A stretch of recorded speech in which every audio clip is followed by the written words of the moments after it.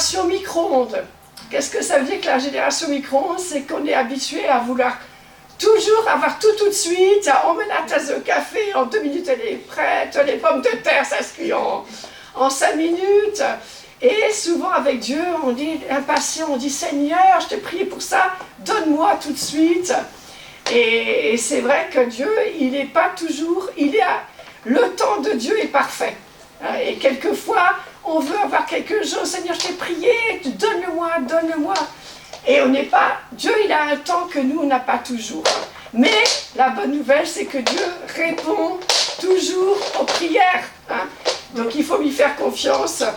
Et ça me rappelle comme Sarah et Abraham qui avaient reçu cette promesse. Tu vas avoir un enfant, tu vas avoir une postérité. Ah mais je suis trop vieux, c'est pas possible. Je t'ai dit, ça va arriver. Ils ont persévéré. Et à un moment, ils ont commencé à douter.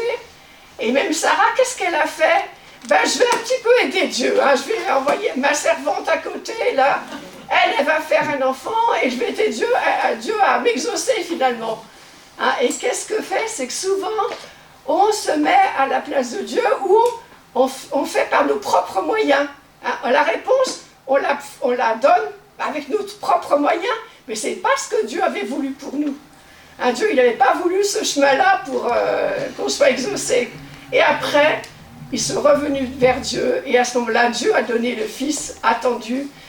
Ils ont pu être bénis, et c'est pour ça que je vous dis, c'est un encouragement de croire contre toute espérance. Je ne sais pas si vous avez une prière que vous avez à cœur en ce moment qui n'est pas exaucée. Dieu, il nous apprend à être patient. Mais il peut répondre à des prières automatiquement, très rapidement, et notre prière, il faut lui faire confiance, il faut persévérer, mais Dieu, il répond à nos prières, et les temps de Dieu ne sont pas nos temps, mais Dieu veut les meilleures choses pour nous. Voilà, donc c'est ça que je vous dis, et puis que, voilà, on a tous des défis, on a tous des choses, mais Dieu il faut lui faire confiance. Dieu est bon, et veut des bonnes choses pour nous. Voilà. Merci beaucoup. Regarde, Paul, il y a un petit problème technique, si tu peux regarder, parce que ça marche pas, c'est pas grave. Nous, on n'a pas de problème technique. On utilise quand même la nouvelle technologie, parce qu'en fait, le but, c'est de diffuser l'évangile dans le monde entier. Alors bon, c'est pas mal de prendre la radio, la télévision, les moyens de communication, les satellites, s'il faut, il n'y a pas de problème. Mais après, il faut apprendre à les... Bon, on le fait un peu comme ça. Ça ne marche pas. Ça ne marche pas. Alors, ça ne marche pas, ça ne marche pas. On arrête. Voilà, et moi ce qui m'intéresse c'est de vous parler à vous, puisqu'on est là. Oui. Et donc, une parole que j'avais déjà dans mon cœur dès le départ, c'était que rien n'empêche Dieu de sauver au moyen d'un petit comme d'un grand nombre, et Dieu il privilégie la qualité sur la quantité. Et c'est important parce que Jésus il a demandé à ses disciples de faire d'autres disciples. Et Jésus lui-même établit une grande différence entre les gens qui croient et les gens qui sont des disciples. Il dit à ceux qui avaient cru en lui, si vous demeurez dans ma parole et que ma parole demeure en vous, vous serez réellement mes disciples, vous connaîtrez, vous expérimenterez la vérité, et cette vérité va vous rendre libre. Et donc en fait c'est vrai que moi j'aime beaucoup Paul, j'écoute aussi ce qu'il fait, les trésors du ciel, et pour moi c'est très important parce que le peuple de Dieu périt pour faute de connaissance. Alors j'adhère à tout ce qu'il dit, parce qu'en fait bon, le Saint-Esprit n'est pas divisé, et c'est un moment en fait l'Église elle a besoin de mûrir, elle a besoin d'être enseignée. Bon, l'enseignement il est à double tranchant, la Bible elle dit aussi qu'en fait la connaissance enfle et la charité édifie, donc c'est pas une connaissance intellectuelle. Quand Paul il prie pour les chrétiens pour qu'ils reçoivent un esprit de sagesse et de révélation, il ne pense pas à faire grandir notre tête. Quand il parle de connaître, dans la connaissance de Dieu, c'est en fait connaître Dieu par le Saint-Esprit en nous. Christ en nous, l'espérance de la gloire.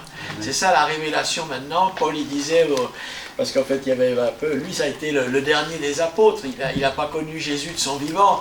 Et donc, il y avait un peu une compétition, si on veut, entre Pierre et Paul. Saine et sainte compétition. Et Pierre, il avait reçu la révélation quand Jésus a dit « Qui dit-on que je suis, moi, le Fils de l'homme » Il a répondu « Tu es le Messie, le Fils de Dieu. » Et Jésus lui a dit « Tu es bienheureux, car ce n'est pas la chair et le sang qui t'ont révélé cela, mais mon Père qui est dans les cieux. » Mais on va voir que Paul, en fait, il dit « Si on a connu Christ selon la chair, ce n'est plus comme ça qu'on doit le connaître. après sa résurrection et son ascension, on est le week-end de l'ascension, il est monté au troisième, il est monté à la droite du Père. On verra demain qu'est-ce que c'est la droite du Père et qu'est-ce que c'est l'importance de l'ascension pour nous. Quel bénéfice ça nous accorde. Et la révélation que Paul il a eue, c'est quand il a plu à celui qui m'avait mis à part dès le sein de ma mère de révéler Christ en moi. Et donc, en fait, maintenant, la révélation, c'est que Christ, il est en nous. Et ça, c'est important de le vivre, de le manifester, de le nourrir. Et donc, par rapport à ce que disait mon épouse, c'est vrai, n'abandonnez pas votre assurance à laquelle est attachée une grande rémunération. On va le dire, Dieu paye bien. Dites-le, Dieu paye bien. Dieu paye bien. Pas mesquin du tout.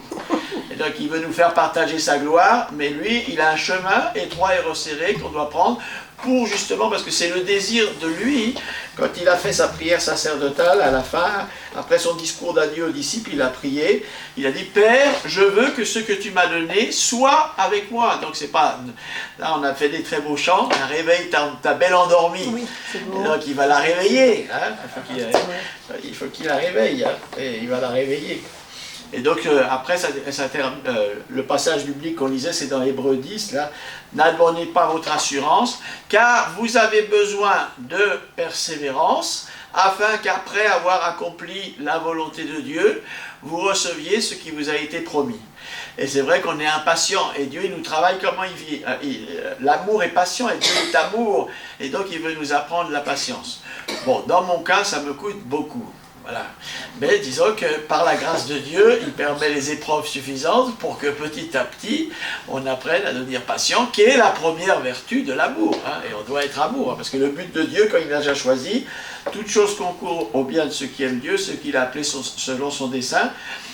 Ceux qu'il a connus d'avance, il les a prédestinés à être semblables à Jésus-Christ, le premier-né d'entre plusieurs frères. Donc le but de Dieu avec chacun de nous qui sommes nés de nouveau, c'est de nous adopter dans la fratrie. Et en fait, de se reproduire. Jésus, en grec, le premier-né, ça veut dire le prototype.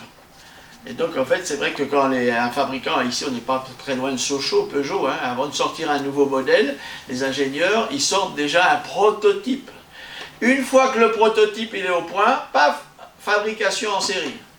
Et donc, nous, ce que Dieu fait, il veut faire une fabrication en série, parce que Dieu, il n'est pas bon que l'homme soit seul, il parlait de lui. Parce que depuis l'éternité, il était glorieux, il était éternel, majestueux, mais en fait, quand il a créé l'homme à son image, il a dit, il n'est pas bon que l'homme soit seul. Donc, dans son amour, il nous a créés pour se faire une famille. Hein, c'est ça son but. Et donc, on a besoin, nous, de foi et de persévérance, afin qu'après avoir accompli la volonté de Dieu, parce qu'on dit tout est par grâce, mais comme on disait avec Paul, il y a aussi des conditions. Si vous faites ce que je vous commande, vous êtes mes amis. Donc, si on ne fait pas ce qu'il commande, est-ce qu'on est ses amis? Donc, il y a des conditions qui sont faites. Et après, ça dit, encore un peu de temps, et celui qui doit venir viendra. Et moi, cette réunion, c'est pour nous préparer. Le Seigneur, il vient. Le Seigneur, lui, il fait ce qu'il dit. Hein, nous, ça nous paraît difficile, mais le problème, c'est que des fois, il vient chercher une église glorieuse, sans tache, ni ride, ni rien de semblable. Et il faut être irrépréhensible, irréprochable au jour du Seigneur. Donc, il y a tout un travail à faire pour que ce jour-là... Est-ce qu'aujourd'hui, on se sent irréprochable? Et donc, aujourd'hui, on va voir comment être... on va voir des choses sur la perfection, parce qu'on va voir qu'est-ce que Dieu appelle être parfait à ses yeux. Encore un peu de temps, et celui qui doit venir viendra, il ne tardera pas. Et avec tous les événements qui se passent aujourd'hui, moi ça me rappelle Noé, hein, notre cher Noé, divinement averti de choses qu'on ne voyait pas encore. Saisi d'une crainte respectueuse, il a édifié une arche pour sauver sa famille. Et donc si aujourd'hui, devant tous les événements qui se passent, on ne comprend pas que ça sent le roussi, c'est que Seigneur, ouvre-nous les yeux. Parle-nous, parce que réveille-nous, parce que et le sommeil dans la Bible c'est souvent assimilé à la mort. Hein. Donc il faut faire attention quand on dort spirituellement, ça peut être aussi très proche de la mort spirituelle. Hein. Donc que Dieu nous réveille. Hein. Et après, parce qu'on a besoin, voilà, nous on n'est pas de ceux qui se retirent pour se perdre, mais de ceux qui ont la foi. Le juste vivra par la foi. Et donc, la foi vient de ce qu'on entend de la parole de Dieu. Et ce soir, je vais vous donner une dose de foi supplémentaire pour que vous sachiez que Dieu, il a prévu de vous faire prendre le train de l'enlèvement. Mais il faut être prêt. Hein? Réjouissez-vous, car les noces de l'agneau sont arrivées. Hein? Elle s'est préparée. Tu veux savoir si tu fais partie de l'épouse que Jésus vient enlever? Elle se prépare. Alors, est-ce que tu te prépares à rencontrer ton Dieu? Un Dieu 3 fois 5, comme on a chanté. Qui connaît tout. Voilà. Il lui a été donné de se revêtir de fin lin blanc, qui sont les œuvres justes des saints. Et donc, on va voir ce que c'est. Et nous, on n'est pas ceux qui se retirent pour se perdre devant les difficultés, devant les impossibilités apparentes, comme Abraham. Il avait reçu la promesse qu'il aurait une postérité, ça ne venait pas, il aurait pu baisser les bras. Et bon, ben, c'était bien, c'était une fable, quoi. Mais non, il a cru contre toute espérance. Et il a obtenu ce que Dieu lui a dit. Et nous, c'est ce que Dieu il veut pour nous, chacun de nous. Et donc, comme on est dans le week-end de l'Ascension, demain, on va voir quel est le bénéfice de l'Ascension pour nous, parce qu'on est entre la Pâque, la fête de Pâques, qui est important, où il y a eu le sacrifice expiatoire, hein, qui rappelait la Pâque des Juifs, quand Dieu a délivré le peuple d'Israël de l'esclavage. Ils avaient reçu l'instruction de sacrifier un agneau sans défaut de 1 an et de mettre le sang sur le linteau de la porte, afin que quand l'ange qui allait exterminer les premiers-nés dans tout le pays d'Égypte, quand il voyait le sang sur les portes, il passe au-dessus. C'est ça, à Pâques, c'est passé au-dessus.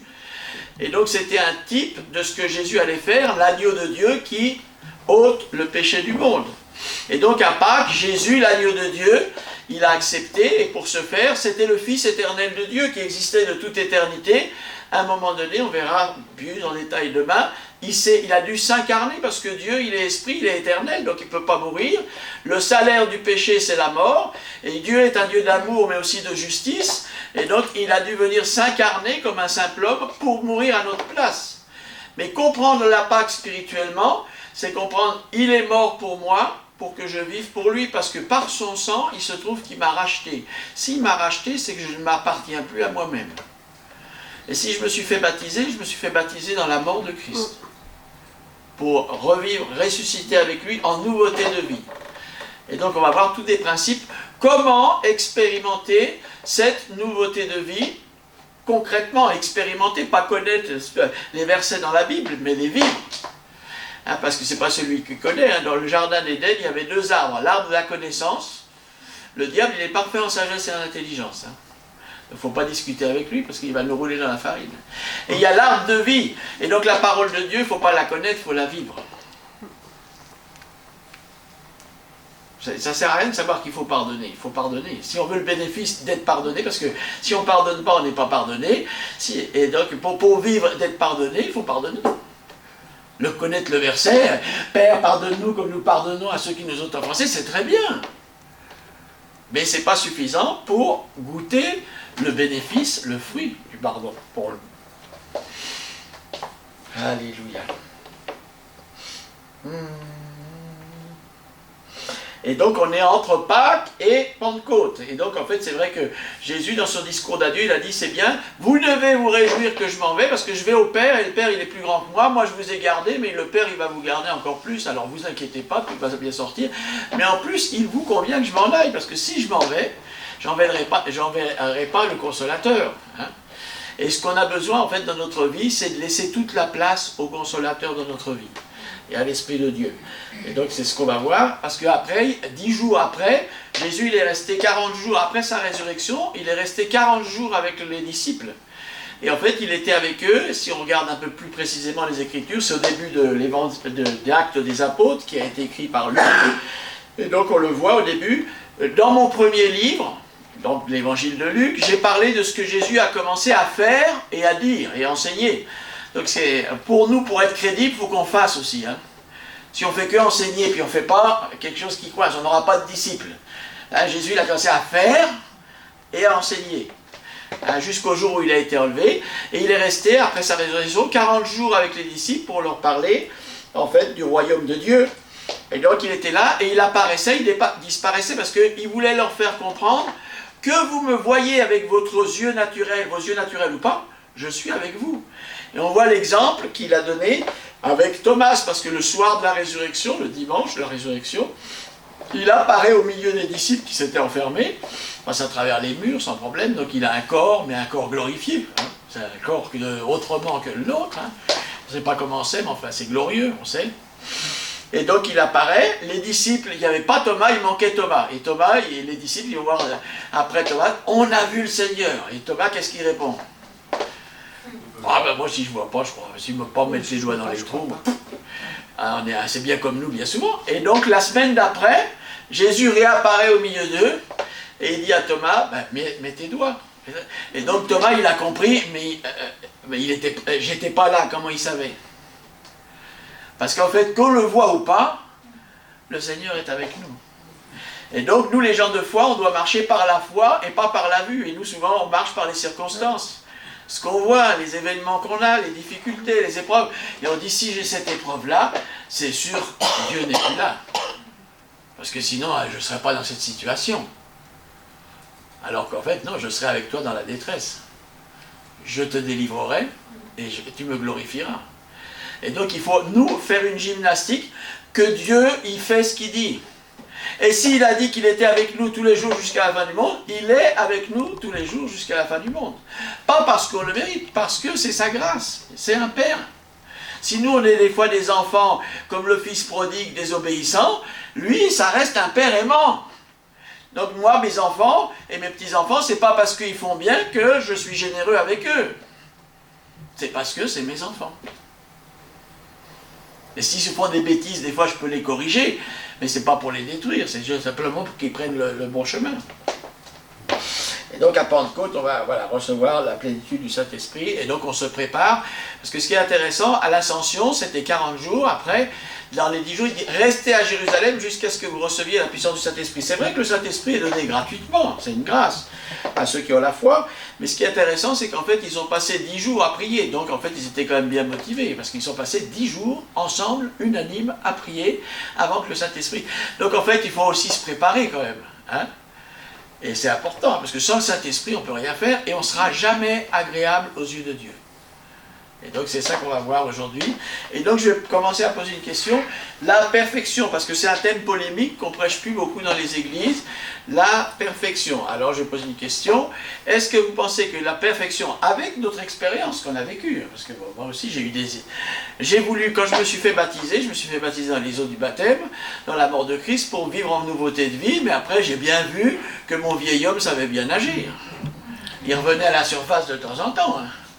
Donc au bout d'un moment, je me suis découragé. J'ai dit, bon ben, est-ce que c'était des fables, la nouvelle personne? Parce qu'on est né 2 fois, et on a les 2 natures, et on parlait avec Paul, des fois on croit que notre ennemi c'est le diable, c'est le diable, c'est le diable, c'est le diable. Non, c'est notre chair, et qu'on doit apprendre, la chair est faible, et donc il faut apprendre à avoir une vie spirituelle, parce que le seul moyen qu'on a d'avoir la victoire sur notre chair, c'est par l'esprit. C'est quand l'Esprit de Dieu, on laisse la place de l'Esprit de Dieu dans notre vie, dans notre cœur, lui, il arrive à régler ça. Donc, est-ce qu'on va atteindre la perfection? On va demander à Corentin. Hein? Donc, dans cette vie ou après la mort? Ah. En étant honnête, hein, parce qu'on est entre nous, on n'est pas là pour se juger, simplement... en regardant notre propre vie, hein, nos propres efforts qu'on a fait, tout, hein, parce que pas théoriquement. Est-ce que tu penses, parce que c'est important de savoir pourquoi, parce qu'il est fait selon ta foi. Donc si tu crois pas que tu peux être parfait dans cette vie, tu ne seras jamais.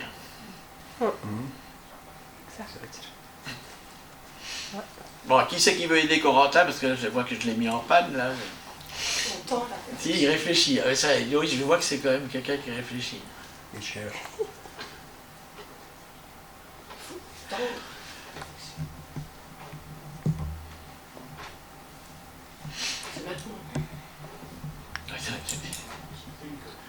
Vas-y. C'est une coupe.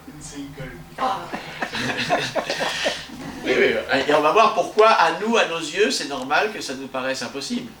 Mais en fait, pourquoi Jésus il a dit « Soyez parfaits comme votre Père Céleste est parfait » Il nous aurait donné une fausse expectative. Ah, je te dis quelque chose, mais tu ne pourras jamais y arriver. Et toute notre vie, tu parles de la bonne nouvelle. Tu cours après quelque chose que tu ne vas jamais attraper. C'est compliqué. Et pourquoi on va prendre notre Bible dans Genèse. C'est pas le livre d'Abraham, c'est le livre de Genèse, au verset 17. Bon, en français, c'est moins bien, donc je vais vous le dire de mémoire. C'est Dieu, je suis le Dieu Tout-Puissant, parce qu'il s'est souvent révélé à plusieurs reprises à Abraham. Verset, c'est quoi? Le 1. Moi, je fais des choses simples. Moi, je commence par le commencement. Sinon... Alors, donc, voilà, je suis le Dieu Tout-Puissant, marche devant moi et sois, c'est intègre. En espagnol, parce qu'en fait, j'ai bien aimé l'espagnol, parce qu'en fait, chaque Bible, elle a ses petites connotations spécifiques. Le mot, c'est parfait, et sois parfait. Et donc, Dieu, c'est ça qu'il nous demande. Et donc, en fait, c'est sûr qu'Abraham, il a été appelé l'ami de Dieu, mais à ses yeux, il était parfait. Et dans la Bible, on voit que Noé, il était parfait aux yeux de Dieu. Job, il était parfait aux yeux de Dieu. David, c'était l'homme conforme au cœur de Dieu. Et donc, on va voir tout ça, et on va répondre à cette question, parce que, comme je disais à Corentin, c'est important pour chacun de nous. Parce qu'après, il est fait selon notre foi. Si j'arrive, à un moment donné, à réaliser que, malgré tous mes efforts, je n'ai pas réussi à être parfait, et que je baisse les bras, parce que ma perfection, on va voir, elle ne vient pas des efforts qu'on fait, c'est pas par les œuvres. Jésus-Christ, quand il meurt sur la croix, il dit « Tout est accompli, c'est déjà fait ». Et ma perfection, elle ne va jamais venir de quelque chose que moi je vais faire, ou que Dieu va faire pour moi.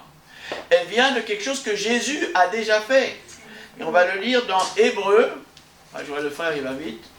Donc on va nous lire Hébreux 10, 10 à 14.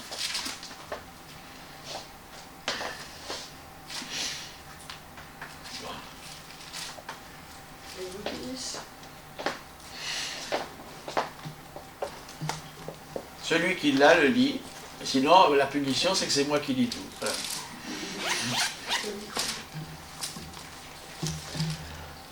Oui. La vidéo, il faudrait que tu le lises.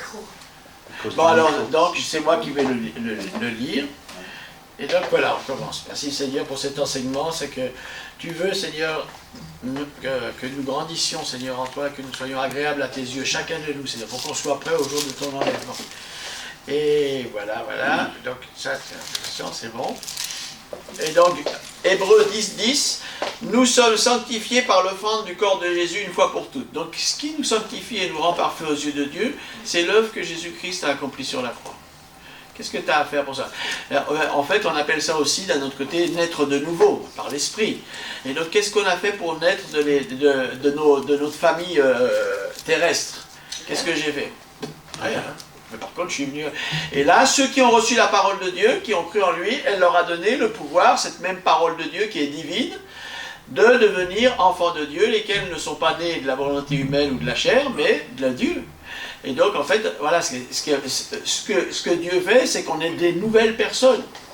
Et donc, par l'offrande du corps de Jésus-Christ, une fois pour toutes, nous avons été sanctifiés. Après avoir offert un seul sacrifice pour les péchés, il s'est assis toujours à la droite de Dieu. On reviendra demain pour savoir où c'est la droite de Dieu. Car par une seule offrande, il a amené à la perfection pour toujours ceux qui sont sanctifiés. Par une seule offrande, pour Dieu, quand il nous voit au travers de Christ, par une seule offrande, il a amené à la perfection. Donc, on doit commencer à apprendre que Dieu nous voit au travers de l'œuvre parfaite de Christ, et il nous voit parfait. Déjà, il faut penser ça. Et quand Paul il dit, les vrais circoncis, c'est ceux qui rendent à Dieu un culte selon l'Esprit, qui servent Dieu dans l'Esprit, qui se glorifient en Jésus-Christ. Que ce que Jésus-Christ a fait, c'est pour moi. Il est mort à ma place. Et donc, en fait, je me réjouis de tout ce qu'il fait, et qui ne met plus la confiance en la chair. Et en fait, quelqu'un de spirituel, il ne met plus sa confiance en lui, il met sa confiance en Dieu.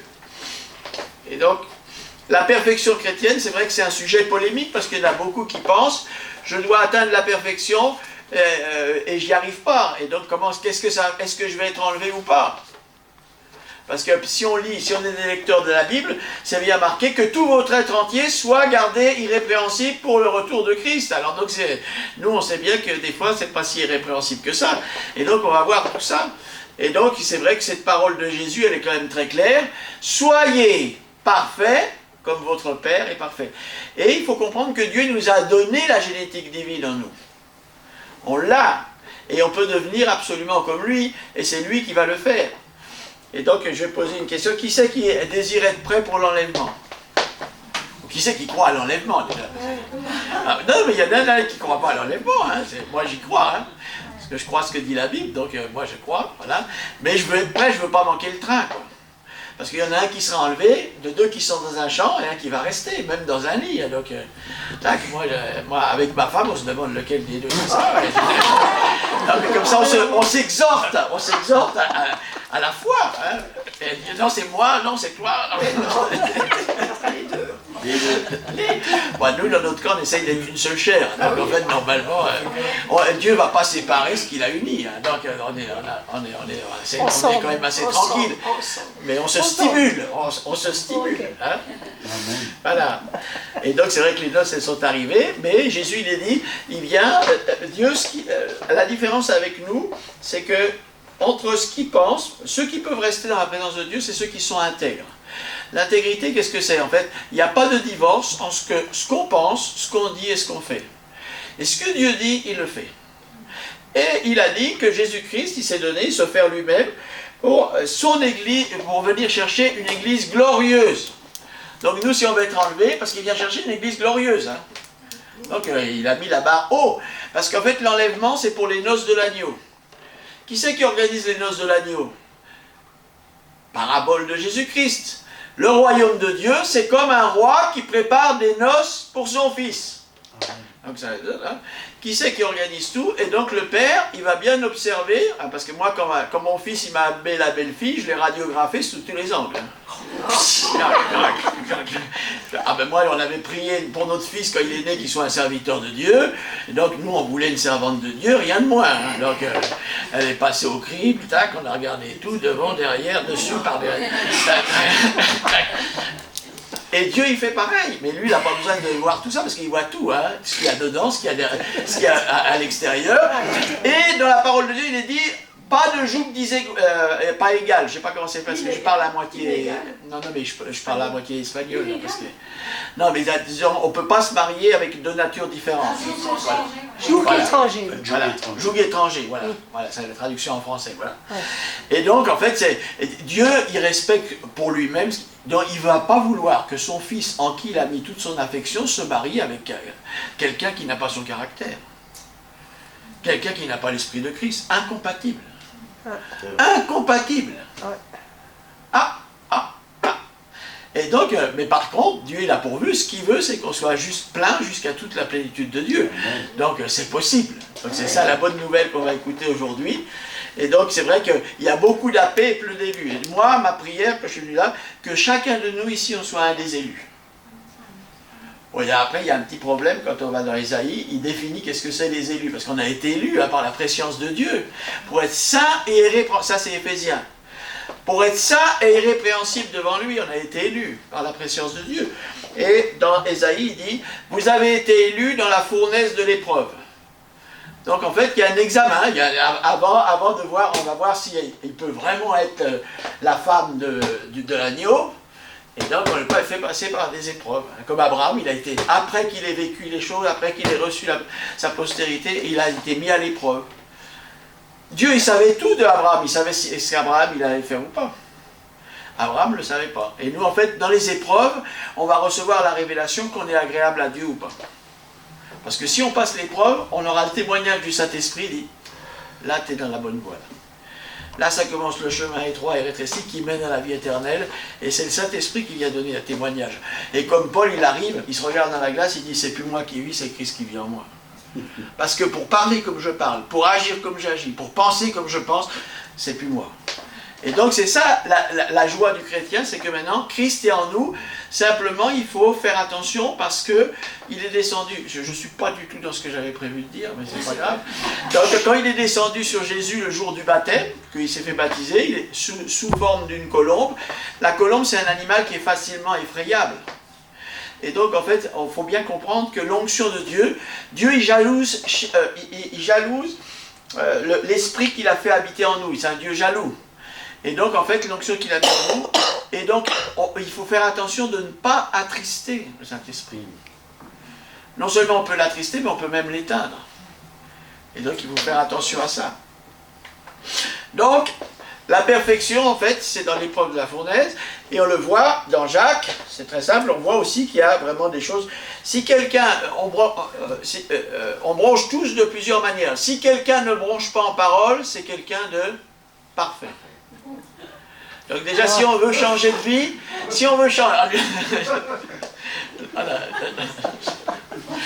Voilà, bon, je vais vous donner une anecdote. C'était un pasteur qui était en train de réparer le temple avec un marteau et des clous, et il y avait une petite fille qui le regardait, et elle se demandait, mais qu'est-ce que tu fais? T'as pas rien d'autre à faire? Tu peux pas aller rentrer voir ta maman et tout? Non, je regarde parce que je veux savoir si tu es comme mon papa. Qu'est-ce que tu dis quand tu te donnes un coup de marteau sur les doigts? Voilà. Donc c'est vrai que dans des circonstances bien, on va dire des bonnes choses, mais il y a des circonstances où on va se trouver dans la vie, où on va avoir tendance à dire des choses qui ne sont pas... Voilà. Voilà. Donc, et Timothée, il nous parle bien que toute écriture est inspirée de Dieu, utile pour enseigner, convaincre, corriger, instruire dans la justice, afin que l'homme de Dieu soit accompli, propre à toute bonne œuvre. Et aussi en espagnol, c'était parfait, hein, qu'on soit parfait. Et donc Dieu, il veut pour chacun de ses enfants d'adoption qu'on arrive à cette perfection. Et donc, et aussi les ministères. C'est Jésus-Christ qui édifie son Église, mais pour cela, il a donné des dons aux hommes, les uns comme apôtres, les autres comme prophètes, les autres comme évangélistes, les autres comme pasteurs, les autres comme docteurs, pour le perfectionnement des saints. Pourquoi? Pour qu'ils soient saints. Non, saint, ça veut dire, on l'a chanté, hein. Ça veut dire mis à part pour un service. Donc la sainteté, c'est pas ne pas faire ceci, ne pas faire cela, non, c'est faire ce que Dieu te demande. C'est complètement différent, hein, c'est pas... Parce que nous, des fois, on dit, faut pas que je fasse ci, faut pas que je fasse ça, faut pas que... Non, là, si tu passes la vitesse, la première, et tu te mets dans la vie de l'esprit et que tu obéis à Dieu, pour Dieu, tu es saint. Voilà. Et donc, il a donné ça, les ministères, pour le perfectionnement des saints, l'œuvre du ministère, l'évangélisation, l'édification du corps du Christ, jusqu'on arrive à l'unité de la foi. Et donc, on voit que c'est ça le plan de Dieu. Il a tout pourvu, on va voir, c'est lui-même qui a pourvu tous les moyens par lesquels on va pouvoir être reconnu comme parfait aux yeux de Dieu. Et au commencement, Dieu il a créé l'homme à son image. Est-ce que Dieu est parfait? Oui. Donc, on était parfait. Jésus, qu'est-ce qu'il est venu faire? Chercher tout ce qui avait été perdu. Alors moi, comme j'étais perdu avant ma conversion, je me suis dit, il est venu me chercher moi, il n'y a pas de problème. Mais en fait, ça c'est la lecture, l'intelligence de la parole de Dieu, ou la compréhension de la parole de Dieu, elle a toujours plusieurs niveaux. Les rabbins juifs, ils disent qu'il y a jusqu'à 70 niveaux de compréhension dans un verset. Et donc en fait, quand il est marqué, il est venu chercher ce qui avait été perdu, c'est ce que Adam a perdu à la chute, la ressemblance avec Dieu. L'autorité que Dieu avait déléguée à Adam pour administrer la terre. Parce que quand il les a créés à son image, hommes et femmes, hein, c'est lui qui a fait la différence sexuelle. Alors aujourd'hui, dans la société où on est, il faut bien comprendre qu'on s'approche. Dans les derniers temps, ça sera comme du temps de Sodome et Gomorrhe. Alors pour ceux qui ne comprennent pas, je peux expliquer plus longtemps, mais disons que Dieu lui-même, il a défini la sexualité et il les a fait à son image, hommes et femmes. Il les a bénis, fructifiez, multipliez, remplissez la terre et administrez-la, gouvernez-la. Dieu, il avait délégué son autorité à l'être humain, créé à son image, pour qu'il administre la terre. Et quand l'homme il est tombé dans la séduction, la tentation devant le diable, qui est venu lui voler son autorité, il a perdu cette autorité, mais Jésus est venu chercher tout ce qui avait été perdu. Bon, ce n'est pas le thème d'aujourd'hui, mais c'est intéressant pour qu'on comprenne. On était parfait au départ, Jésus est venu chercher ce qui était perdu, donc maintenant, c'est ce que je disais à Paul, on est dans une nouvelle position par la foi. Si on croit à l'œuvre parfaite que Jésus a accomplie, voilà, je me vois en Christ, si quelqu'un est en Christ, il est une nouvelle créature. Toutes choses anciennes sont passées, toutes choses sont devenues nouvelles.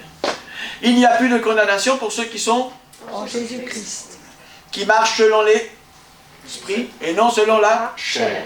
Car la loi de l'esprit de vie en Jésus-Christ nous a affranchis de la loi du péché et de la mort. Donc Dieu nous a créés à son image. Et au travers de l'œuvre de Christ, tout croyant, on récupère parfaitement la perfection devant Dieu. Donc la première chose, si tu veux être parfait, il faut que tu commences à te voir, parce qu'un homme, tel il pense, tel il est. Donc il faut que tu commences à te voir parfait en Christ, c'est ça, se glorifier en Jésus-Christ. Je ne suis pas parfait parce que moi, ce n'est pas par orgueil, C'est parce que Christ l'a fait en moi. Et donc quand je confesse que je suis parfait en lui, je rends gloire à lui, pas à moi. Amen. Donc la grâce nous permet de vivre conformément à la génétique divine. On va prendre 2 Pierre 1,3, la provision elle est divine. Sa divine puissance nous a donné tout ce qui contribue à la vie et à la piété au moyen de la connaissance de celui qui nous a appelés par sa propre force, sa propre vertu, afin que, justement par lesquelles nous assure de sa part les plus grandes, les plus précieuses promesses, afin que nous soyons participants de nature divine. On est né de nouveau, on a la génétique divine. Il nous a tout don parfait, toute grâce excellente, viennent d'en haut du Père des Lumières, qui n'a pas de changement, ni ombre de variation. Il nous a engendrés selon sa volonté, par la parole de vérité, pour qu'on soit les prémices de ses créatures. Donc il faut bien comprendre que maintenant, je suis divin. À l'extérieur, je suis un homme, je suis un vase de terre. Mais dedans, il y a Christ qui est venu vivre. C'est pour ça que je vais ressusciter, parce que la mort, elle ne peut pas retenir Christ. On l'a bien vu, il est mort et ressuscité. Okay, c'est ça, en fait. Qu'on doit se voir en Christ, une nouvelle créature, avec le même potentiel que lui, il avait. Alors maintenant, on va répondre à la question, parce que c'est un homme honnête, Corentin. Il n'a pas pu répondre, et je te remercie, parce qu'en fait, c'est que tu as une conscience. Donc c'est déjà bien. Voilà, merci. Et la conscience, c'est une partie du Saint-Esprit en nous. On sait si c'est bien ou c'est pas bien. Et d'un côté, la perfection est un but essentiel, puisque c'est Jésus qui demande « Soyez parfaits comme votre Père est parfait ». De l'autre, c'est impossible à cause de notre nature humaine. C'est Paul lui-même qui le dit. Il y a beaucoup de gens qui disent que dans Romains 7, dans Romains 8, Paul était converti, dans Romains 7, il n'était pas encore converti. Mensonge complet. Parce qu'avant de rentrer dans Romains 8, la vie de l'esprit, la libération par la vie de l'esprit, tu es obligé de passer par Romains 7. Si tu ne passes pas par Romains 7, tu n'arrives pas à Romains 8. Et dans Romains 7, l'action du Saint-Esprit, elle vient le convaincre du péché.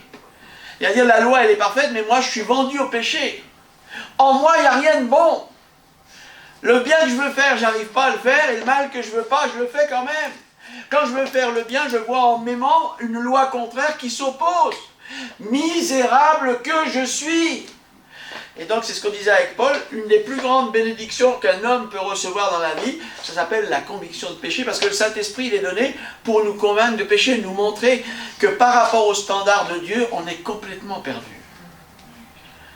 Et misérable que je suis, et après, il rend gloire à Jésus-Christ pour son œuvre.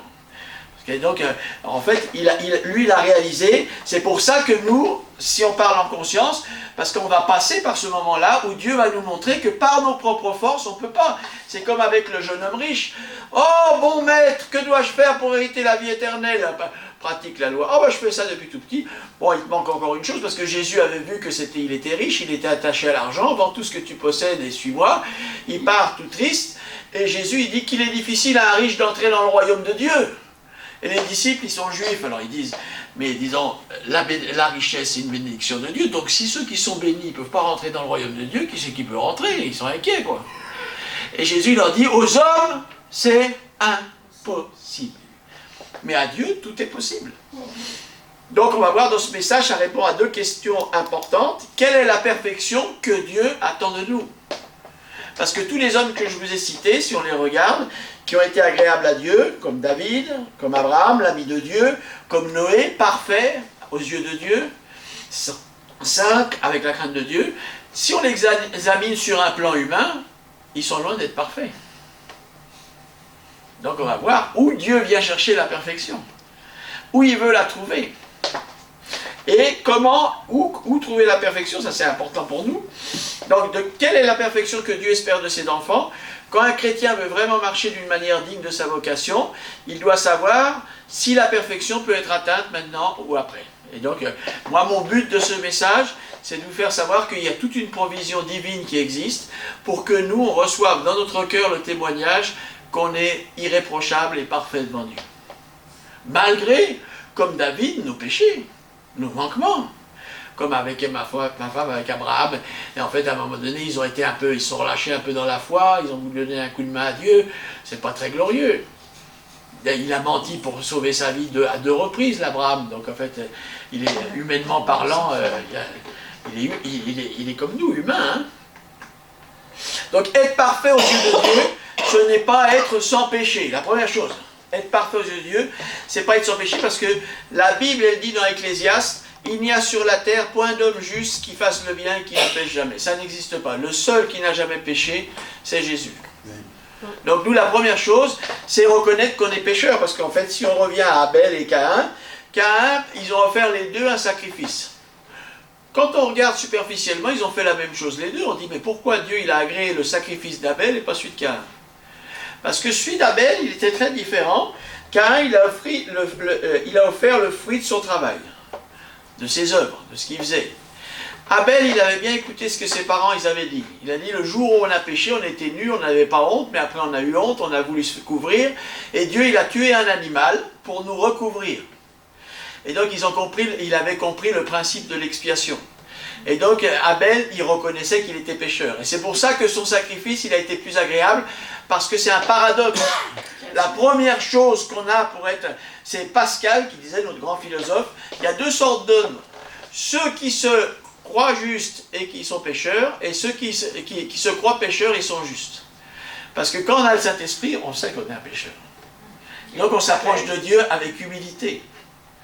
On ne s'appelle pas approche à Dieu en lui demandant des ordres et en lui parlant. Non, on s'approche humblement. Et quoi?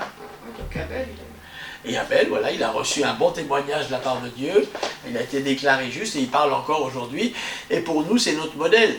Déjà, savoir, justement, pour être agréable à Dieu, il faut reconnaître notre situation, être humble. Ce que Dieu fait résiste aux orgueilleux, mais il fait grâce aux humbles. Donc la perfection ce n'est pas être infaillible, parce qu'en fait, nous on pense la perfection. Le pape, il est infaillible, il ne se trompe jamais. Bon, non, mais c'est ça, on pense c'est ça. Donc moi, par exemple, si c'était être infaillible, être parfait aux yeux de Dieu, je suis foutu déjà. Parce que moi, je suis très faillible. Même Paul, il était faillible, parce qu'il dit, voilà, j'ai demandé à Dieu d'enlever cette écharpe dans la chair, parce qu'en fait, il disait à Dieu, tu vois, on ne sait pas si c'est une écharpe, une maladie physique, un problème moral qu'il a, on ne sait pas, la Bible ne le dit pas. Mais en fait, il est en train de négocier avec Dieu, il dit, faut que tu m'enlèves ça, parce qu'avec ça, je ne peux pas te servir. C'est pas sérieux. Et qu'est-ce qu'il lui dit, Dieu? Ma grâce te suffit, parce que ma puissance se perfectionne dans ta faiblesse. Donc moi, je te veux faible, parce que quand tu es faible, tu es dépendant de moi. Parce que si tu te crois fort, tu n'auras plus besoin de moi. Donc tu ne pourras plus me servir. Donc c'est ça que... Et donc, c'est pas être infaillible.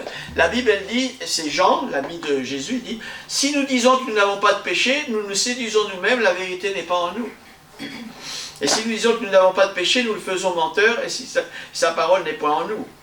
Donc parfait aux yeux de Dieu, c'est pas être infaillible. Dieu est amour et il mesure la perfection de ses serviteurs en relation aux intentions qu'on a envers lui.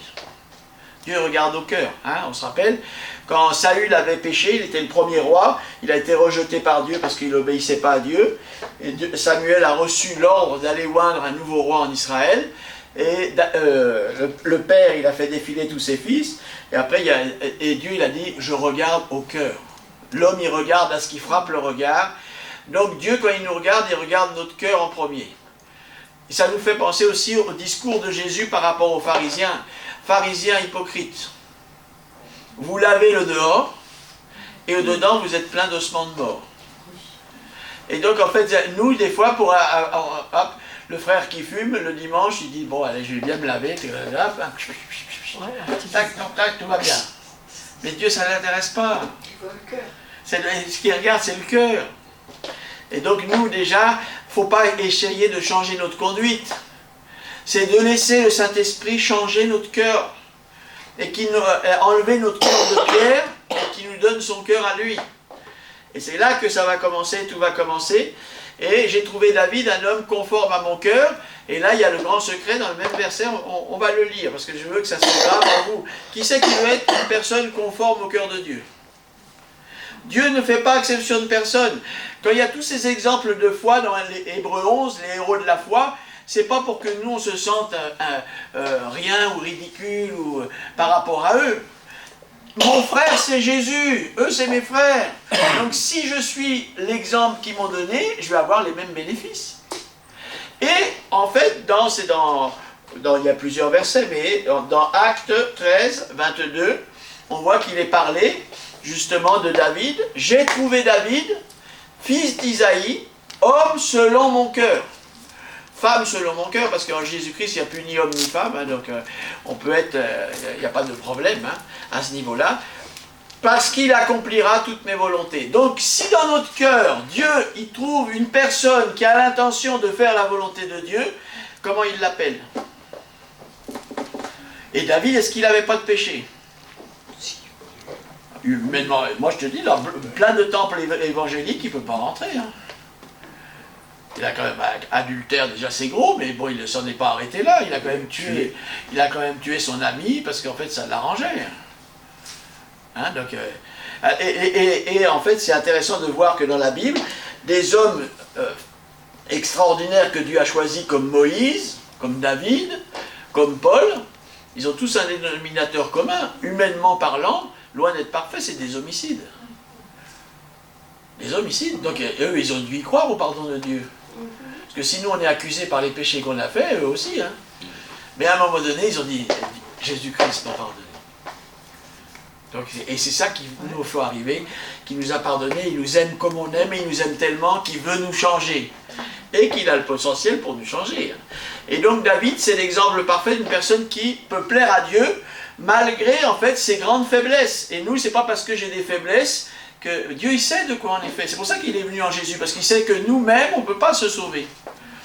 Donc en fait, David, il a appelé un homme selon le cœur de Dieu, parce que malgré ses nombreux péchés, au fond de ce cœur, il aimait Dieu. Et c'est vrai que quand on regarde David, bon, c'était un guerrier, ça a été un roi, mais si on regarde dans les psaumes, ça a été un adorateur. Il est rentré, moi ça m'amuse parce qu'en fait, il rentrait dans le temple de Dieu, il voyait la magnificence de Dieu. Donc, et que nous aussi, nos yeux spirituels s'ouvrent pour qu'on puisse voir la magnificence de Dieu, la bonté de Dieu, l'amour de Dieu, la grâce de Dieu. Et cet exemple de David, ça nous montre que Dieu déclare parfait à ses yeux des gens qui sont loin d'être infaillibles, mais simplement que dans leur cœur, ils aiment Dieu. Et ils disent, Seigneur, ce que je veux faire, c'est ta volonté, parce que j'ai compris que ta volonté, elle est bonne, agréable et parfaite. Que c'est le mieux. Je sais que c'est un chemin qui n'est pas facile, la porte elle est étroite, le chemin il est resserré. Mais c'est celui-là que je veux prendre parce que je sais qu'il mène à la gloire. Voilà. Et donc Dieu va nous donner, ça c'est des prières. La Bible dit, voilà, vous demandez, vous ne recevez pas parce que vous demandez mal dans le but de satisfaire vos passions. C'est vrai que Dieu ne répond pas aux prières charnelles. Parce que son but, il n'est pas comme ça. Il veut que justement on demande des choses spirituelles. Il y a une contre-vérité à ça. Vous ne recevez pas parce que vous demandez des choses charnelles.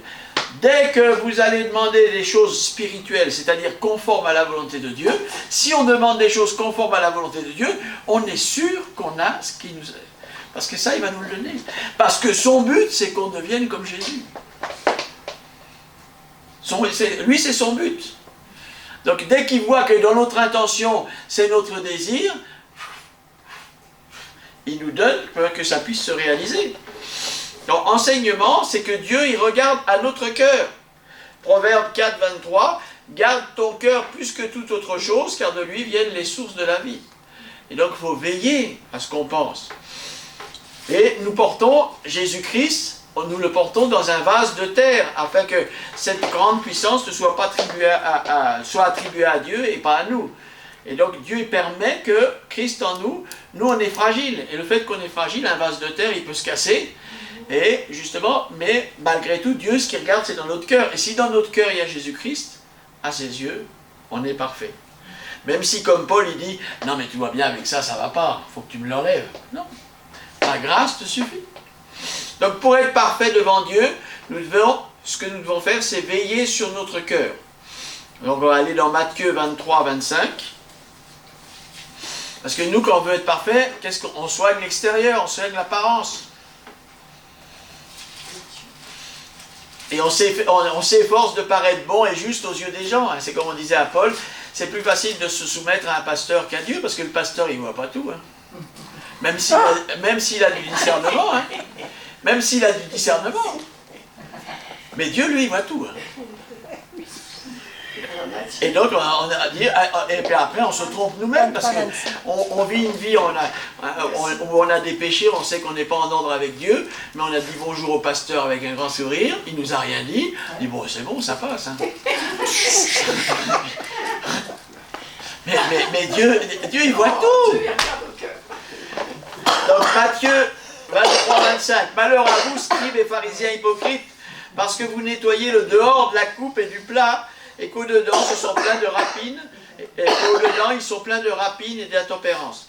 Pharisiens aveugles, nettoient premièrement l'intérieur de la coupe et du plat, afin que l'extérieur aussi devienne net. Ce qu'on purifie mon cœur, Seigneur. Amen. Donne-moi un cœur pur, hein, c'est la prière de David. Crée en moi un cœur pur. Ne me rejette pas loin de ta face, ne me quitte pas ton Saint-Esprit. Voilà. Est-ce qu'il lui a... Et donc Dieu il pardonne, il ne quitte pas le Saint-Esprit à ceux qui se repentent.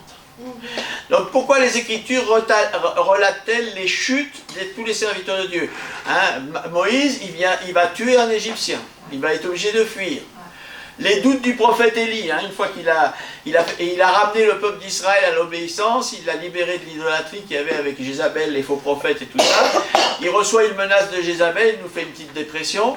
Ah, je ne suis pas meilleur que mes pères, reprends ma vie, j'en peux plus, c'est trop fatigant, là.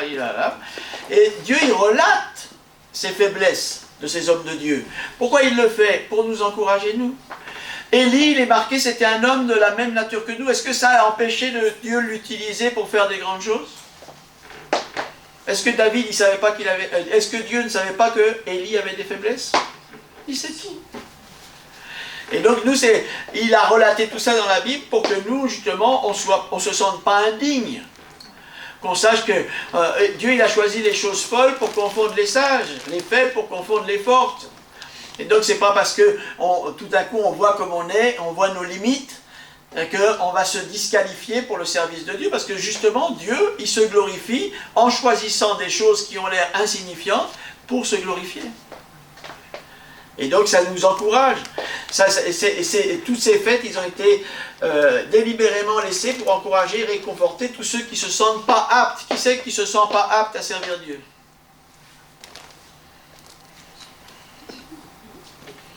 Et c'est pour ça, et il le fait pour ça, pour qu'on se dise, ah mais en fait c'est possible parce que c'est par grâce, c'est pas parce que je suis bien, c'est pas parce que je suis fort.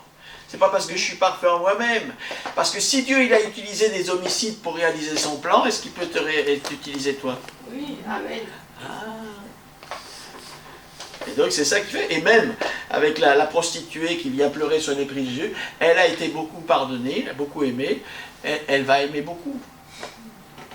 Donc c'est intéressant de voir comment les valeurs dans le royaume de Dieu, elles sont inversées. Et une chose intéressante pour terminer ce côté-là, qu'en fait de ne pas se sentir indigne, un des noms que Dieu il a préféré se faire appeler dans l'Ancien Testament, c'est le Dieu de Jacob.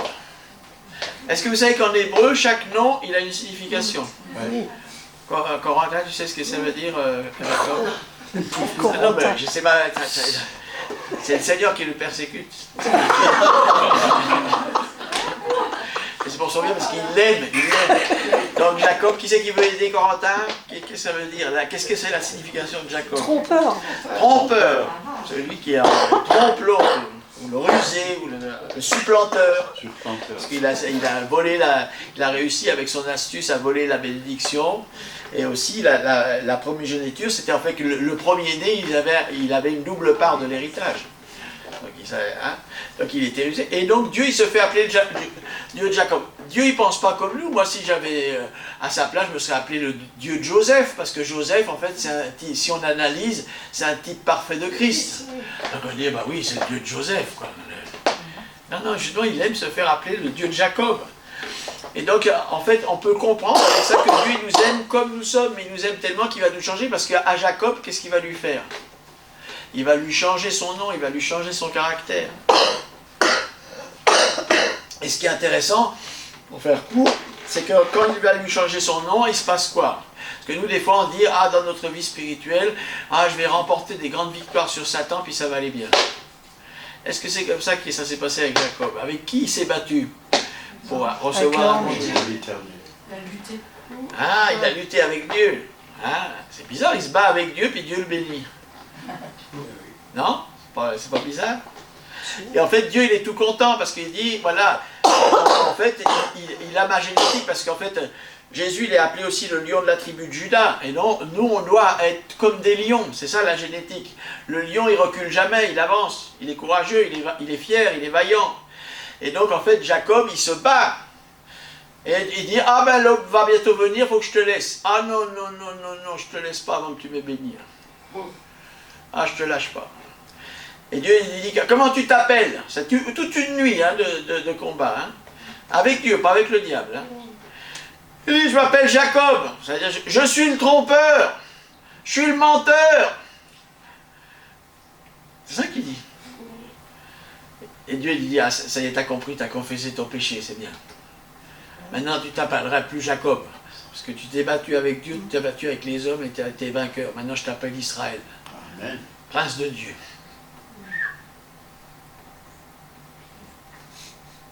Et nous, les plus grands combats qu'on va avoir, c'est quand on se bat avec Dieu. C'est-à-dire, je te lâche pas que tu ne m'aies béni. Hein. Et Dieu, il va nous changer de nom, il va nous changer notre caractère. Hein. Comment Jacob, il a reçu la bénédiction? Qui c'est qui se rappelle un peu? Qu'est-ce qui s'est passé? Vous vous rappelez? Hein? Il lui a démis la hanche. Bon, ça c'est quand il... Voilà. Alors, pour marcher droit devant Dieu, il a dû boiter. C'est compliqué la vie. Il a été marqué hein, par quelque chose. Hein. Dieu lui a déboîté la hanche et il boitait. Hein, pour marcher droit devant Dieu. La bénédiction, c'est un autre passage. Et en fait, Isaac, il est vieux. Et il dit à son fils qu'il aimait, c'était lequel? Ésaü, parce que Dieu, il dit, j'ai aimé Jacob, j'ai eu Ésaü, mais Isaac, lui, il aimait Ésaü. Donc il lui dit, la maman, elle écoute à la porte, tac, je vais bientôt mourir, tu vas aller me préparer un plat, et puis comme ça, je vais te bénir. Hein, je vais te bénir. Et donc, la maman, elle écoute, et elle va dire à Jacob, bon, attends, alors, on va préparer, nous, l'animal, il est dans la ferme, là, on va le prendre, pas besoin d'aller le chasser, on le prépare, et en fait, il est rentré dans la chambre du père. Voilà, je t'apporte le mets que tu as demandé pour que tu puisses me bénir. Et Isaac, on l'entend, il dit, la voix, non, c'est pas la voix de... C'est la voix de Jacob.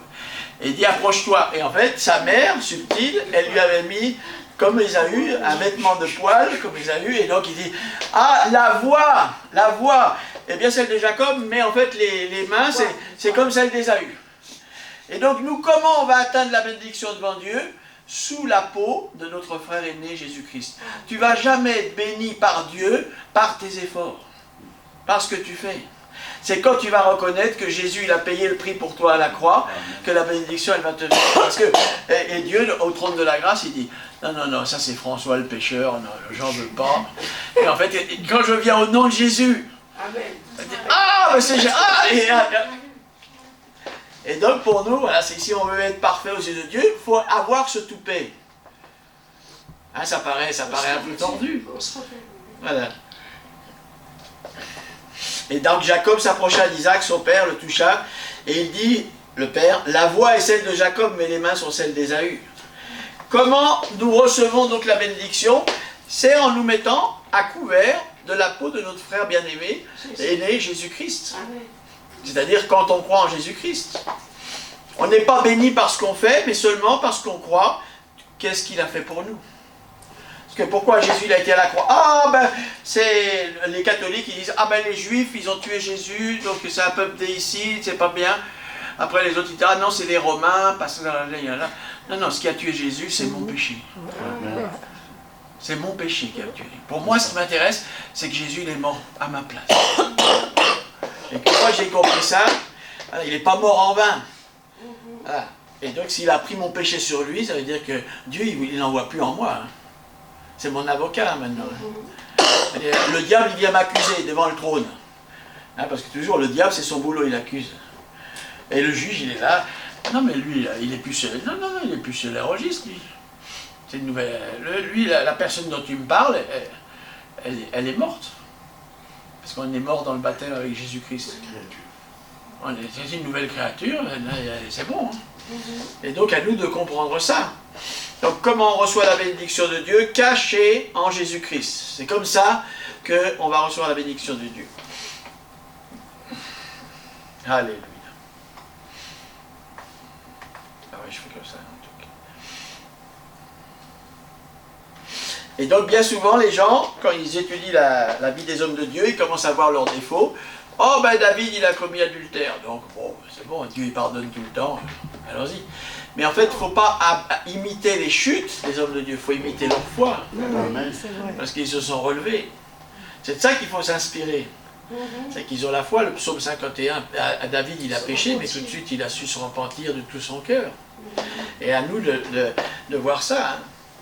Et ne pas changer la grâce de Dieu en dissolution, parce que les gens, bien souvent, ils confondent, pour ça qu'ils ne se sanctifient pas, ils n'y arrivent pas à la perfection, ils confondent la grâce et la miséricorde de Dieu. Ils disent, ah ben c'est la même chose. Ouais, Dieu il est amour, il pardonne. Mais en fait, c'est deux choses bien différentes. La miséricorde, c'est pour nous relever après une chute. La grâce, parce qu'on va en parler demain par rapport à l'ascension, Jésus il est à la droite de Dieu, dans un sanctuaire qui n'a pas été fait de main d'homme, et dans lequel on a un libre accès, et on peut arriver au trône de la grâce, et être secouru dans nos besoins, c'est-à-dire que quand je suis tenté, je vais recevoir la force pour résister à la tentation. Bienheureux la personne qui résiste patiemment à la tentation, parce qu'après avoir été éprouvée, elle va recevoir la couronne de vie que Dieu a promis à ceux qui l'aiment. La grâce, c'est pour ne pas tomber. La grâce, c'est Christ en moi, et Christ en moi, il ne pêche pas. Et si je la vive, chaque fois, je vais avoir la force spirituelle pour résister aux attaques et aux tentations du diable. Et rester fort et ferme. Mais si je confonds, je dis, ah ben de toute façon, Dieu il pardonne tout le temps. Donc je pêche ce soir, demain matin, tac. Donc je demande pardon et hop, je recommence. Et là, on est dans le cercle vicieux de la mort spirituelle. Et on n'avance jamais. Et Dieu, justement, il veut nous libérer de ce cercle vicieux-là. Donc la grâce nous fait grandir spirituellement. La maturité ne vient pas avec les années, mais avec l'acceptation qu'on est un pécheur et avec l'acceptation de notre responsabilité dans l'œuvre de Dieu. Jésus, il édifie son Église en donnant des ministères pour que les croyants soient perfectionnés. Bon, ça, on l'a déjà vu. Alléluia.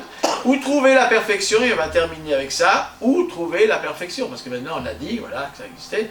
Et dans notre recherche de la perfection, tous les efforts que nous avons faits, ils sont insuffisants, parce que qui c'est qui a essayé d'être parfait? Tant que tu vas recevoir la grâce en vain, c'est quoi recevoir la grâce en vain? C'est recevoir la grâce sans changer de vie, sans vouloir vivre comme Jésus nous a demandé. Ça, c'est recevoir la grâce. Mais c'est surtout aussi continuer à faire des efforts pour être agréable à Dieu. Comme Caïn, ah ben j'ai transpiré, j'ai travaillé, donc c'est bon, Dieu il va voir que c'est bien.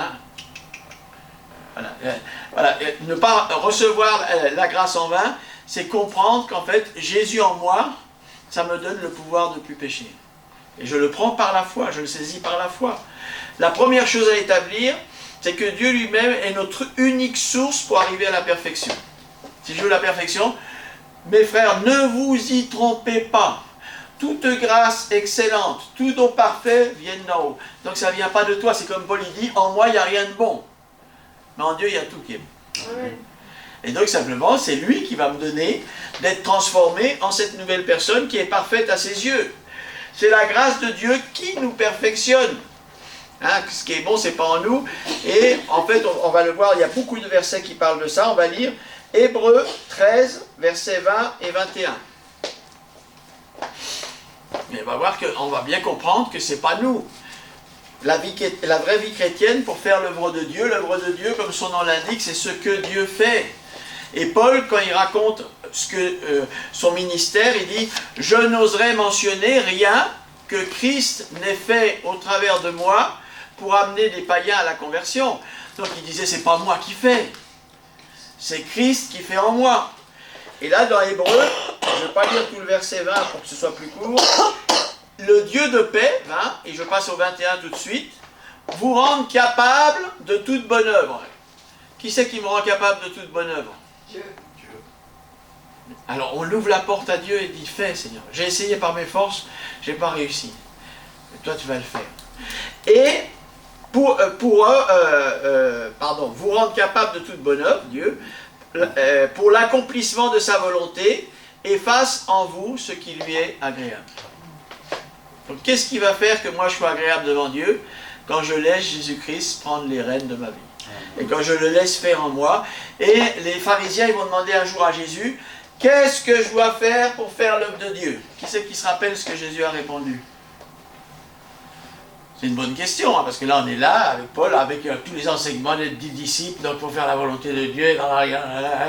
Après, bon, qu'est-ce que je dois faire pour faire la volonté de Dieu?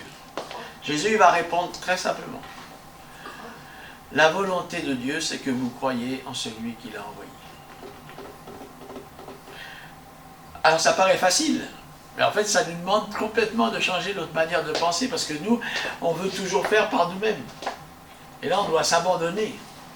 On doit s'abandonner, croire que lui il a tout fait, et se reformater complètement notre pensée par rapport à qui on est en lui, et que lui il est en nous. Et la perfection n'est pas par les œuvres, sinon par grâce. Dieu il ne fera jamais notre part. Notre part c'est croire. Toi, ta part c'est croire.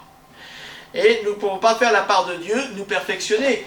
Hein, quand Pierre il parle, et le Dieu de toute grâce, qui nous a appelés à sa gloire éternelle, après que vous ayez souffert un peu de temps. Parce qu'en fait, l'épreuve, Dieu il voit, ouais, c'est vrai, c'est pas facile. Mais Jésus lui-même, il a appris l'obéissance par les choses qu'il a souffertes. Donc Jésus, il n'a jamais promis à ses disciples une vie facile. Hein. Vous aurez des tribulations dans le monde, vous aurez des afflictions, mais prenez courage, j'ai vaincu le monde, et je ne permettrai pas qu'il y ait aucune tentation, aucune épreuve qui soit au-dessus de vos forces. Il dosifie pour chacun de nous, il sait exactement où on en est, on ne sera jamais tenté au-delà de nos forces. Après que vous ayez souffert un peu de temps, lui-même, qui c'est, Dieu, vous perfectionnera. Qui c'est qui va continuer? Tu veux continuer à te perfectionner toi-même? Non, laisse-le faire. Parce que nous, on est des pécheurs. Pécheur, ça veut dire en hébreu manquer le but. Donc j'ai essayé, j'arrive pas. Au bout d'un moment, il faut abandonner. Il faut dire, bon, mais je n'y arrive pas. Donc je te laisse faire. Lui, il va me perfectionner. Il va m'affermir. Il va me fortifier. Il va m'établir. Et la dernière étape, me rendre inébranlable. Qui c'est qui veut être inébranlable? Laisse Christ agir dans ta vie. Parce que Dieu, il veut il t'ordonne d'être fort pour être un bon disciple. Et il va nous donner cette force. Quand on le laisse faire en nous, il va lui-même nous perfectionner, nous affermir dans notre foi, dans nos convictions, nous fortifier, qu'on ne soit pas des enfants flottant à tout vent de doctrine, qu'on soit ferme dans... Je crois en... Paul disait, au bon dépôt qu'il a fait habiter en moi, je sais en qui je crois, en Jésus-Christ, le Dieu vivant qui est à la droite du Père. La droite du Père, il a récupéré toute sa divinité, tous ses attributs, il peut tout, il est au-dessus de tout nom, toute domination. Et il veille sur moi. Et donc c'est ça la perfection, on la trouve en lui. Pourquoi est-ce qu'on n'enseigne pas aujourd'hui la doctrine de la perfection? À cause justement de cette confusion, le manque d'étude de la parole de Dieu, cette confusion qu'il existe entre la miséricorde et la grâce. Et donc les gens ils disent, la miséricorde elle est curative, la miséricorde elle est, quand tu es tombé, Dieu te relève. La grâce c'est quand tu es tenté, tu vas au trône de la grâce, tu reçois la force, Jésus vit en toi et tu passes l'épreuve. Hein, et l'épreuve, c'est bien parce qu'en fait, tu as passé le bac, tu peux rentrer à la fac. Et avec Dieu, c'est le même principe. Et si tu n'as pas le bac, tu redoubles. Hein. Donc Dieu, tant que tu n'as pas passé l'épreuve, tant que tu n'es pas capable, la Bible dit, réjouissez-vous de toute épreuve comme un sujet de joie complète, afin que l'épreuve de votre foi produise la patience, et la patience accomplisse son œuvre, afin que vous soyez parfait, accompli, sans faillir en rien. Et si toi, à chaque fois qu'il y a une épreuve, ah ben si j'en suis là, c'est que Dieu m'a abandonné, c'est trop difficile. Alors que lui-même, il a dit, je ne permettrai pas que tu sois tenté au-delà de tes forces. Donc si c'est moi qui t'ai mis là, pour que tu exerces ta foi, et que tu vois que mon bras, il n'est pas trop court pour sauver, et que tu vois que tu comprennes qu'avec moi, tu peux faire des exploits. Je serai avec toi dans la détresse. Tu m'invoqueras, je te répondrai. On parlait avec Paul. Tous les plus grands miracles qu'il y a dans la Bible, les gens étaient dans des situations extrêmes. Mais ils n'ont pas douté. Hein.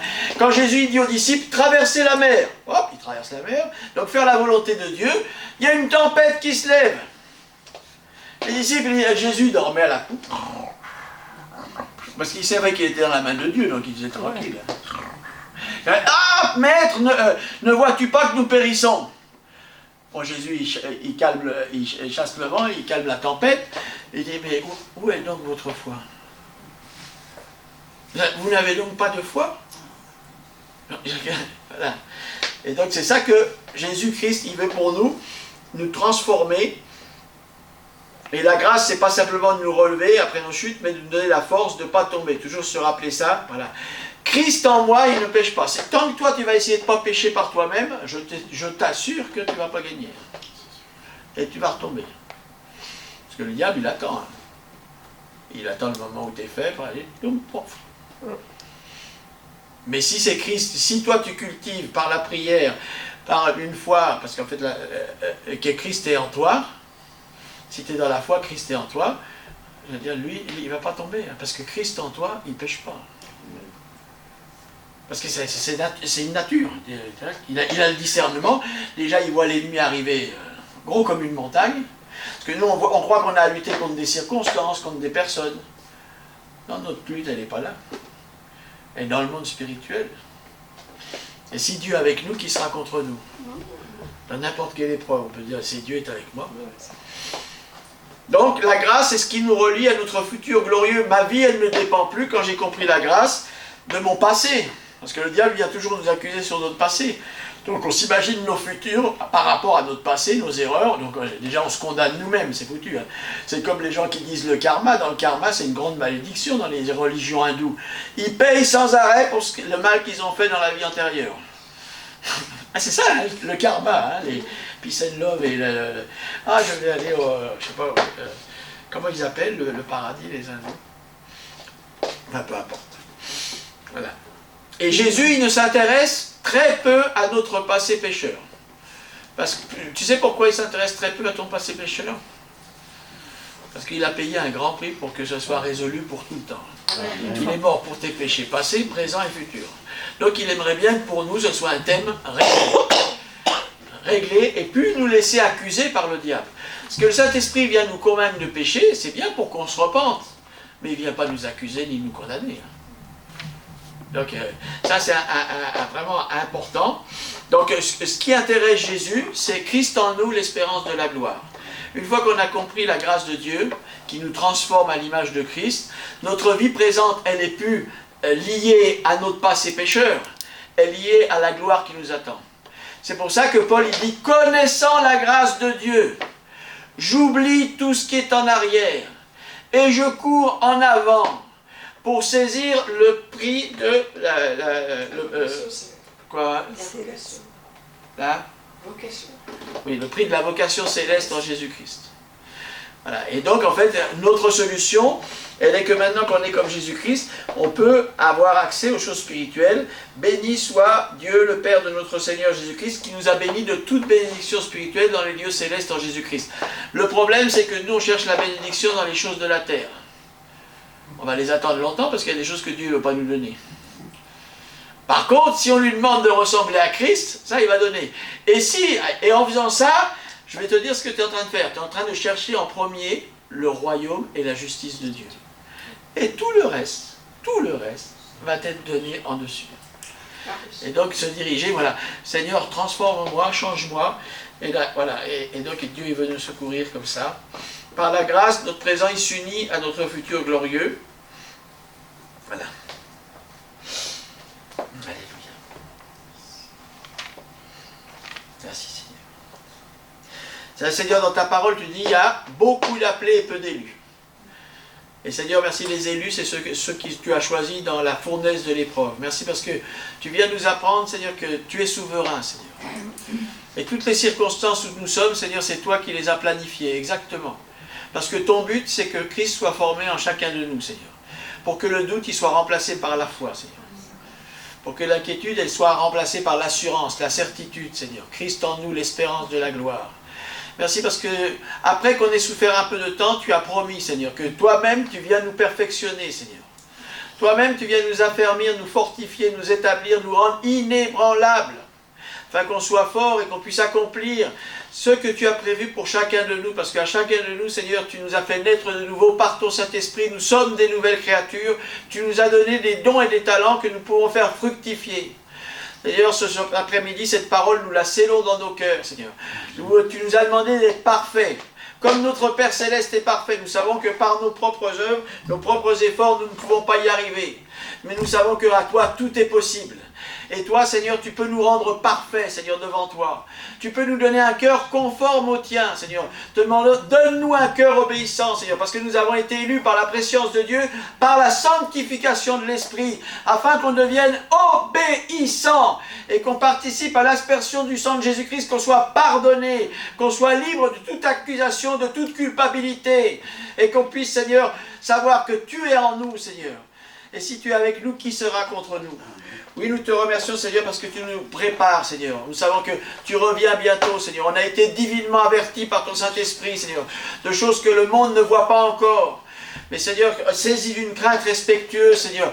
Aide-nous, Seigneur, à te faire qu'à être prêts. Et nous voulons faire partie de cette Église qui prépare ton chemin, Seigneur, qui prépare ton retour. Seigneur, que chacun de nous soyons transformés en un disciple, Seigneur. Que chacun de nous allons bientôt nous passer à Pentecôte, Seigneur. On va se rappeler, Seigneur, le déversement du Saint-Esprit sur nous, Seigneur. Pas pour que nous puissions vivre des belles émotions dans les temples, Seigneur, mais que nous recevions une puissance pour être tes témoins, Seigneur, dans la ville où on est, dans notre famille, dans notre lieu de travail, Seigneur, dans tout le département, dans tout le pays, Seigneur. Nous te remercions, Seigneur, parce que tu viens chercher une église glorieuse, sans tache, ni ride, ni rien de semblable. Et Seigneur, on veut être, Seigneur. Qui c'est qui veut être candidat pour faire partie de cette église glorieuse? Seigneur, on te laisse travailler dans nos cœurs, Seigneur. Amen. On te laisse faire, Seigneur. C'est toi qui vas le faire, Seigneur. On se repose dans ton œuvre parfaite. Tu as tout accompli à la croix, Seigneur. Merci parce que la bonne œuvre que tu as commencé à faire dans nos vies, tu seras fidèle à la compléter, Seigneur. Merci, on se rend à toi aujourd'hui, Seigneur. On te remercie. Donne-nous un cœur reconnaissant, Seigneur, pour savoir te louer, t'adorer, te célébrer en esprit, en vérité. Amen. Merci, Seigneur, parce que tu as vu notre misère, tu es venu nous chercher là où on était perdus, Seigneur, et nous te remercions, Seigneur. Alléluia. Merci parce que la grâce, Seigneur, que dans Jésus-Christ, c'est le chemin à la perfection, Seigneur. Alléluia. Et dès que nous comprenons, Seigneur, que la grâce, c'est un pouvoir qui nous donne la capacité, Seigneur, d'être libre, libre de faire ta volonté qui est bonne, agréable et parfaite. Eh bien, très rapidement, on va arriver, Seigneur, à cette perfection que tu attends de nous, cette maturité. Seigneur, je bénis mes frères et sœurs. Et si nous avons reçu quelque chose de ta part, Seigneur, nous le transmettons à nos frères et sœurs, Seigneur. Nous le transmettons, Seigneur. Nous savons, Seigneur, qu'il y a un appel sur leur vie, Seigneur éternel, et que tu vas leur donner la force, Seigneur. Seigneur, cet après-midi, Seigneur, nous te prions. Confirme ta parole par des miracles, des signes, des prodiges, Seigneur. On a besoin de toi, Seigneur. Merci parce que comme ma femme a dit, Seigneur, il y a beaucoup de prières qu'on a priées pendant longtemps qui n'ont pas été exaucées. Mais nous, on n'est pas de ceux qui se retirent, on croit, on persévère. On a besoin de foi et de persévérance afin qu'après avoir accompli la volonté de Dieu, on reçoive ce qui nous a été promis. Et je délie la bénédiction sur mes frères et sœurs. C'est-à-dire ce cœur bien disposé pour t'aimer, t'adorer, te chercher jusqu'à te trouver parce que tu l'as promis. Vous me chercherez de tout votre cœur et vous me trouverez. Seigneur, merci parce que tu te laisses trouver par nous, Seigneur. Amen. Tu te laisses trouver par nous, Seigneur. Et merci parce que tu allumes un feu dans nos cœurs. Amen. Un feu, Seigneur, pour qu'on te cherche, pour qu'on puisse t'aimer, Seigneur. Nous te louons, Seigneur. Je bénis mes frères et sœurs, Seigneur. Je parle bien d'eux, Seigneur. Je sais qu'ils sont là, ils sont tes enfants, Seigneur éternel. C'est toi qui les conduis, c'est toi qui es le bon berger, qui les garde. Et nous te remercions pour cela dans le nom de Jésus-Christ. Amen. Amen.